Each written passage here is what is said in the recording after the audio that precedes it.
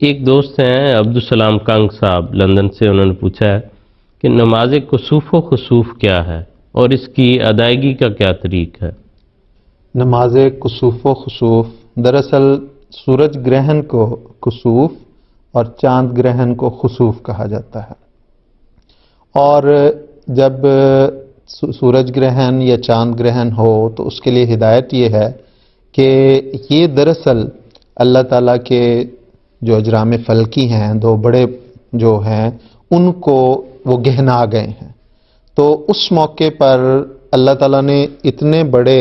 جو اجرام ہیں ان کو اپنی قدرت سے انہیں گہنا دیا ہے، تو انسان کے لیے اس طرف توجہ ہے کہ وہ گریہ وزاری کرے تاکہ اس کی روحانیت،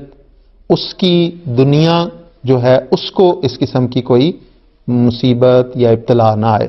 تو اس کے لیے حضور صلی اللہ علیہ وسلم کی سنت سے ثابت ہے کہ حضور نے خاص طور پر احادیث میں، بخاری میں بھی اور دوسری کتب میں، سنن نسائی میں بھی، کتاب الصلاۃ میں یہ حدیث ملتی ہے کہ حضور صلی اللہ علیہ وسلم نے ایسے موقع پر نماز ادا کی ہے۔ اور اس نماز کا جو طریق ہے وہ 2 رکعت نماز ہوتی ہے، اور اس میں قرات بالجہر کی جاتی ہے، اور اس میں 1 رکعت میں قرات بالجہر بلند آواز سے پڑھی جاتی ہے، بعض لوگ جو ہے وہ اصطلاحات سے بلند آواز میں وہ قرات کی جاتی ہے، اس میں تلاوت کی جاتی ہے، اور 1 رکعت میں بعض روایات میں آتا ہے کہ 2 رکوع حضور نے فرمائے، بعض روایات میں آتا ہے کہ 3 رکوع، اور اس کا طریق یہ ہے کہ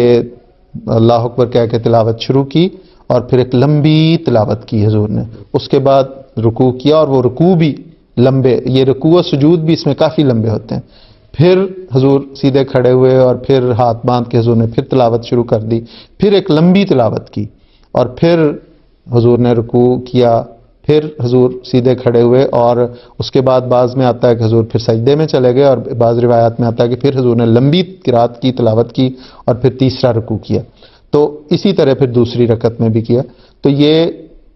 گھنٹوں پر مشتمل نماز تھی، اور روایات میں آتا ہے،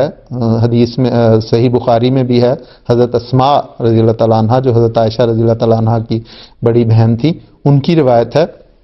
کہ وہ اپنے متعلق بتاتی ہیں کہ اتنی لمبی حضور نے نماز پڑھائی کہ مجھ پہ قریب تھا کہ میں غشی کھا کے گر جاتی، اور میں نے پھر جا کے اپنی نماز چھوڑ کے پانی کے چھینٹے اپنے مارے، اپنے آپ کو کچھ ہوش لائی، پھر نماز میں شامل ہوئی۔ اسی طرح سنن نسائی کی روایت میں بھی آتا ہے کہ صحابہ میں سے کئی صحابہ جو تھے ان پہ غشی طاری ہو گئی، اور قریب پانی پڑا ہوا اس کے انہوں نے چھینٹے مارے، اور پھر وہ نماز میں شامل ہوئے۔ تو اس کے بعد پھر حضور نے خطبہ ارشاد فرمایا، اور اس میں حضور نے خاص طور پہ یہ اس طرف توجہ دلائی کہ یہ جو چاند اور سورج گرہن وغیرہ ہوتے ہیں، اس کا نہ تو کسی کی موت سے تعلق ہوتا ہے اور نہ ہی کسی کی زندگی سے تعلق ہوتا ہے، بلکہ یہ تو اللہ تعالیٰ کی طرف سے نشان کے طور پہ ظاہر ہوتے ہیں، اور انسان کا کام ہے کہ ایسے موقع پر اللہ تعالیٰ کے حضور گریہ وزاری کرتے ہوئے نماز کے لیے کھڑا ہو جائے۔ تو اس میں جس طرح میں نے شروع میں عرض کی کہ یہ دراصل اللہ تعالیٰ کے حضور جب ہم گریہ وزاری کرتے ہیں تو یہ اظہار ہوتا ہے کہ اللہ تعالیٰ تم ہمیں اس قسم کے ابتلاؤں، اس قسم کے جو تغیرات ہوتے ہیں اس سے ہمیں بچا، محفوظ رکھ۔ تو اس میں جیسے میں نے شروع میں عرض کی کہ یہ لمبی اس میں تلاوت ہوتی ہے، لمبے رکوع سجود ہوتے ہیں، اور اس کے بعد پھر امام جو ہے وہ خطبہ دے کے لوگوں کو مختلف نصائح کرتا ہے۔ تو یہ ہے نماز کسوف اور خسوف۔ اور جیسا میں نے عرض کی کہ احادیث میں ہمیں سورج گرہن کے موقع پر حضور صلی اللہ علیہ وسلم کے نماز پڑھنے کا ذکر ملتا ہے، چاند گرہن کا مجھے کسی حدیث میں ابھی تک کوئی ذکر نہیں ملا۔ تو بہرحال ان دونوں کے متعلق حضور صلی اللہ علیہ وسلم کی جو ہدایت ہے وہ یہی ہے، نصیحت یہی ہے کہ اگر ایسا ہو تو مومنوں کو چاہیے کہ اللہ تعالیٰ کے حضور گریہ وزاری کرتے ہوئے نماز کے لیے کھڑے ہو جایا کریں۔ جی بالکل ٹھیک، جیسے کہ آپ نے یہ دیر سے ذکر فرمایا کہ کسی کی موت یا زندگی سے، اور وہ دراصل ایک واقعہ بھی ہے نا کہ حضرت ابراہیم جو تھے حضور صلی اللہ علیہ وسلم کے صاحبزادے، جب ان کی وفات ہوئی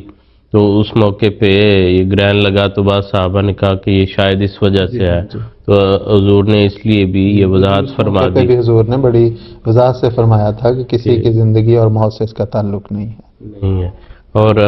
یہ دراصل اس کا تعلق نشانات سے ہے، الہی نشانات سے، اور ایک اشارہ اس میں یہ بھی ہے کہ جیسے ان چیزوں کی روشنی کم ہوتی ہے تو انسان کی جو روحانی روشنی ہے، جب ایسی چیزوں کو دیکھ کے انسان کو اپنی روحانی روشنی کی طرف توجہ کرنی چاہیے کہ وہ کم نہ ہو، اور اس کے لیے گریہ زاری اور دعاؤں کا ایک سلسلہ جو ہے، اور ہمارے لیے تو اس میں کوئی ایسا شک شبہ ہی نہیں، تمام جو ہیں افراد جماعت وہ جانتے ہیں کہ سورج گرہن اور چاند گرہن کا کیسا گہرا تعلق ہے جماعت احمدیہ سے اور صداقت مسیح علیہ السلام سے، کیا حضور صلی اللہ علیہ وسلم نے اس کو باقاعدہ طور پر آنے والے امام مہدی کے ایک نشان کے طور پر بیان فرمایا تھا، اور یہ نشان اللہ تعالیٰ کے فضل سے اپنے وقت پر پورا ہو چکا، اور صداقت کو ماننے والوں نے قبول کیا،